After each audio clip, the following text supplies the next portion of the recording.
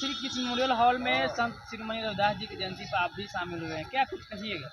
देखिए, आज संत शिरोमणि गुरु रविदास जी का जयंती है और इन्होंने जो मन चंगा और कठौती में गंगा जिनकी बानी रही है, उन्होंने एक राजा था, राजा को बहुत घमंड था अपने ऊपर कि मैं राजा हूँ, और उन्होंने नित्य दिन गंगा दर्शन को जाया करते थे।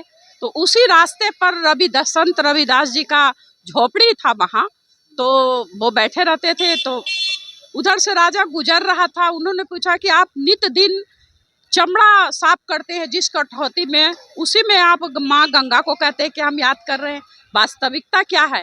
उन्होंने कहा कि राजा एक कंगन जो है गंगा घाट में डाल देते हैं, और डालने के बाद जो है रविदास के यहाँ आते, कहते हैं कि क्या तुम्हारी गंगा माता इस कठौती में है? बोले रविदास जी कि हाँ मेरी माँ इसमें है। तो कहें कि जब ऐसा है तो आप दिखाइए हमको।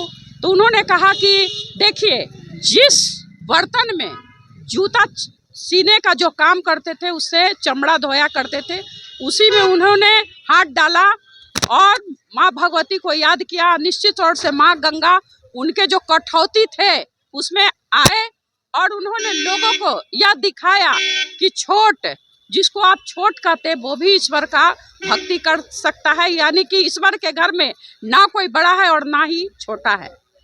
तो आशीष में हम आए हुए हैं जयंती समारोह में। बिहार के तमाम प्रदेश आए हुए हैं, बीजेपी के कार्यकर्ता ही लोग मना रहे हैं।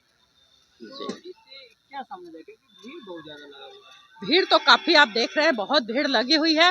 नरेंद्र मोदी जिन्होंने महिला शक्तिकरण, सशक्त बनाया महिला को, तो निश्चित तौर से महिलाओं की भागीदारी भी है, और हमारे जिला प्रखंड से सभी आए हुए हैं।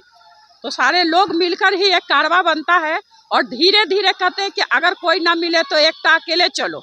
लेकिन यहाँ देख रहे हैं कि सैकड़ों के तादाद में, यानी भारतीय जनता पार्टी के कार्यकर्ता से लेकर एक पदाधिकारी गण है, उसमें मैं भी शामिल हुई हूँ।